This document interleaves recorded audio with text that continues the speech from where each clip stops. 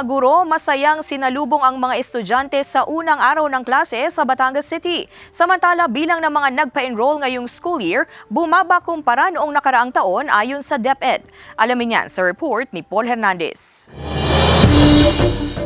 Bit-bit ang mga flaglets, mala homecoming ang pagsalubong ng mga guro sa mga estudyante ng Batangas City Integrated High School sa opening of classes. Mataas ang energy ni na sir at ma'am para raw maset ang mood ng mga mag-aaral sa unang araw ng pasukan. Dapat hindi po sila natatakot, dapat mag-e-enjoy po sila at para throughout the year ay sila po ay laging excited. Sabik din ng ilang estudyante sa kanilang ikangay first day high. Hindi raw muna ipatutupad ang striktong lecture at exam sa mga eskwelahan. Doon sa classrooms naman ay kumustahan sessions muna ngayong araw na ito. At the same time, yung mga lessons na hindi naman ganong napakabigat. Nakikilala po namin sila ng mabuti.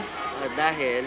Dahil po, wini-welcome nila kami dito sa school. May mga estudyante namang nalito at hindi alam ang section at classroom na papasukan. Umaabot sa mahigit 8,000 estudyante ang balik-eskwela rito na isa sa pinakamalaking pampublikong paaralang pang-sekundarya sa lungsod. Mas mababa raw ang bilang na yan na nag-enroll kumpara noong nakaraang taon. Kasi po nag-open ang iba't iba pong barangay ng junior high school. Ano po, katulad po ng Gulod, and then mayroon po ang Santo Niño, mayroon din po yung Mahabang Dahilig. Tumaas din ang bilang ng transferee.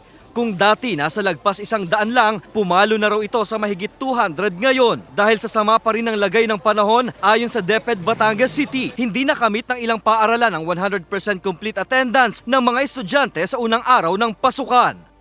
Kasama si Buhay Adante Jr., Paul Hernandez, Balitang Southern Tagalog.